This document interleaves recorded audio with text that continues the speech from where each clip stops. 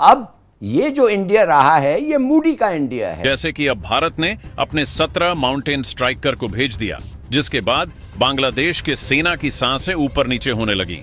The BSF jawan to cross back to the Indian territory and the situation was diffused. Bharat ने अपनी फौजें बांग्लादेश में उतारने की मंसूबाबंदी कर ली है। बांग्लादेश आर्मी के अंदर इस समय 3 गुट हैं।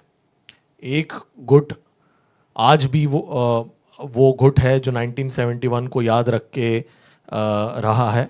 बांग्लादेश ने शायद कभी सोचा नहीं था कि भारत को धमकी देने का इतना बड़ा और इतना ठोस जवाब मिलेगा। सरहद के करीब अहम मिलिट्री डिप्लॉय कर दी गई है। सिलीगुड़ी कॉरिडोर के करीब बड़ी हलचल है। तो ऐसा हालत में यूनेस्को खिलाफ बहुत सारे प्रेशर आ रहे हैं। अभी तक आ रहा था अवामी लीग से। इन आदादो-शुमार के मुताबिक पिछले 1 साल में पाकिस्तान पर कर्जे और वाजिबात 6,106 अरब रुपए बढ़कर रिकॉर्ड 88,000 अरब रुपए से तजावुज कर गए हैं। पाकिस्तान में इस वक्त बेरोजगारी, महंगाई, बदहाली अपने अरूज पर है। तारीख के तमाम रिकॉर्ड टूट चुके हैं। मार्को रूबियो से यह सवाल पूछ लिया गया और उन्होंने लुंगी उठा दी हमारे कदरदानों की और कहा कि हमने इनसे रिक्वेस्ट नहीं की। यानी कि अब बांग्लादेश की सीमा पर भी भारत की सेना का एक्शन बिल्कुल वैसा ही होगा जैसा कि अभी तक पाकिस्तान की सीमा पर भारत का एक्शन होता आया है, क्योंकि उसको उसी युद्ध स्तर पे लेके जाना पड़ेगा। बांग्लादेश के एक अहम हिस्से पर कब्जा करने की तैयारी की जा रही है। वो ये कहते हैं कि भारतीय आर्मी को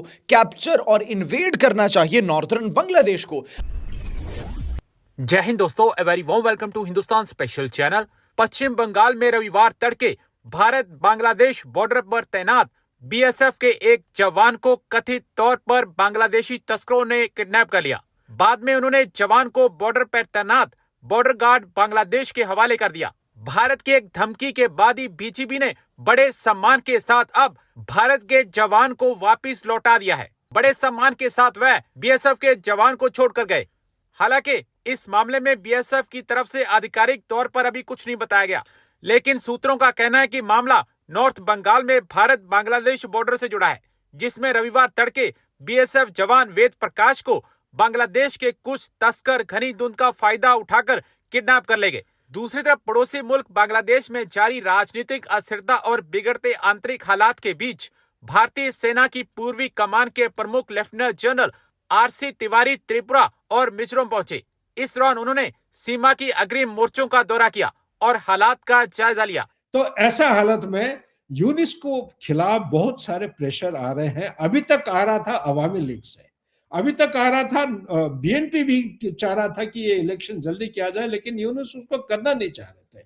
उनका अहम डिमांड है जुलाई चार्टर के मुताबिक एक रेफरेंडम होना चाहिए और रेफरेंडम का जो केंद्र बिंदु है वो कॉन्स्टिट्यूशन और इंस्टीट्यूशंस को उसको मॉडिफाई करना चाहते हैं, रिफॉर्म करना चाहते हैं।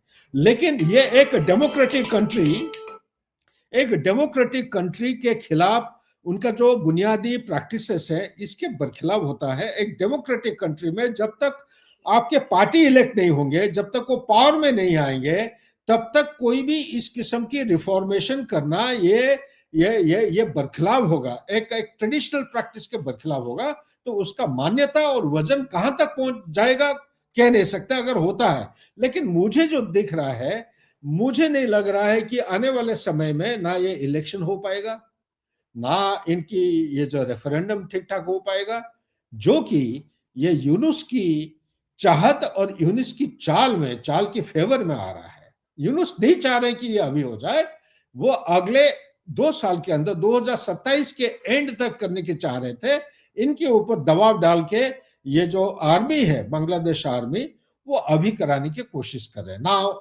इसका क्या है नतीजा, क्या है नतीजा? ये है ऑप्शन 1, इलेक्शन हो सकता है। अगर होगा तो उसमें जो कैंडिडेट्स हैं वो अपना कैनवेसिंग नहीं कर पाएंगे क्योंकि सेफ एंड सिक्योर नहीं है, कैंपेनिंग नहीं हो पाएगा। तो इसलिए सेफ एंड सिक्योर नहीं होगा तो कैंपेनिंग नहीं होगा, तो मेरे विचार के मुताबिक इलेक्शन जोर जबरदस्ती अगर करते हैं तो ना फेयर, ना फ्री, ना इंक्लूसिव इलेक्शन होगा। नंबर 2, जो मेन कंटेस्टेंट्स है, पर्टिकुलरली आवामी लीग को बैन कर रखे हैं, उन्होंने धमकी दे रखा है, उनका पॉपुलैरिटी बढ़ गया है। सुनने में जो बांग्लादेश के फ्रेंड्स है वो कह रहे हैं 56-57% हो गया, पहले 52% हुआ करता था। तो इतना परसेंटेज, ये काफी एक हाई परसेंटेज होता है। पूरा बांग्लादेश में ये दंगा फैलाना चाहते हैं, डिमांड करना चाहते हैं कि यूनुस जल्दी से जल्दी डाउन हो जाए, और साथ ही अगर इलेक्शन करना है तो election should be based on inclusive system of election, free and fair election होना चाहिए। अच्छा, नेक्स्ट पॉइंट आता है जो दिमाग में, आप देखिए आज क्या बांग्लादेश फ्री फेयर इंक्लूसिव है, वातावरण कंड्यूसिव है इलेक्शन के लिए? उसका आंसर है नो। और पर्टिकुलरली मैं कहना नहीं चाहता हूं, रिलीजन की बात आ जाता है, लेकिन रिलीजन भी कभी कभी सिक्योरिटी का एक ट्रिगर देता है, नेशनल सिक्योरिटी के बरखिलाफ जाता है।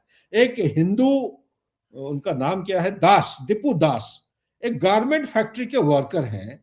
गारमेंट फैक्ट्री के वर्कर को आप उसको लिंच करके, आप उसकी पिटाई करके मार देते हैं, रोड नेशनल हाईवे में उसको पेड़ के नीचे से टांग के उसको जला देते हैं, और इन द पब्लिक स्पेक्टिकल। ये कौन सा रूल्स बेस्ड इंटरनेशनल ऑर्डर, कौन सा इस्लामिक रिपब्लिक में इस तरह होता है? अगर इस्लामिक कंट्रीज उसको एक्सेप्ट करते हैं, India will take a different course of method. मेरा कहना यह है कि समय आ गया है, हिंदुस्तान को डट के कहना चाहिए। अब इस short term, medium term, long term का जो स्ट्रेटेजी बना रहे हैं, हर स्ट्रेटेजी का वो एक रेड लाइन खींचना चाहिए, लाल लाइन, और जो देश एक्सेप्ट कर सकता है। क्या हिंदुस्तान ये एक्सेप्ट कर सकता है? मैं यही सवाल पूछना चाहता हूं। जिस तरह ऑपरेशन सिंदूर में जो फेज 1 हुआ है, जैसे नया डॉक्ट्रिन को चेंज दिलाया गया, स्ट्रेटेजिक रिस्ट्रेंट से लेके स्ट्रेटेजिक रेसिप्रोकल रिस्क, यानी कि एस्केलेटरी मैट्रिक्स को डोमिनेट करते हुए हमारा एंट्री और एग्जिट पॉइंट। दुश्मन हमेशा यही चाह रहा है कि हिंदुस्तान को किसी भी तरह लॉन्ग ड्रॉन लड़ाई की तरफ खींच जाए, ताकि उसका जो इकोनॉमी है, ताकि उसका जो रहन सहन, देश की जो प्रगति हो रही है, ये सारे इसके ऊपर रोकथाम जल्दी से जल्दी आना चाहिए। क्योंकि यूएस आज के दिन में जो ऑल्दो डिक्लाइनिंग पावर है, वो नहीं चाहता है कि हिंदुस्तान एक सेकंड चाइना बन जाए। सेकंड चाइना, एक चाइना तो संभाला नहीं जा रहा है, दूसरी चाइना जो है 8.2 रेट ऑफ ग्रोथ जीडीपी पिछले क्वार्टर का, मतलब पूरा विश्व में अगर देखेंगे इस किस्म के रेट ऑफ ग्रोथ कहीं पे नहीं हो रहा है। सारे पाबंदी के बावजूद सैंक्शन दे रखे हैं, 50% टैरिफ है आपके ऊपर, और जगह जगह पे अलग अलग जगह के आप बता रखे हैं। यूरोपियन यूनियन भी सैंक्शन डाल रहा है।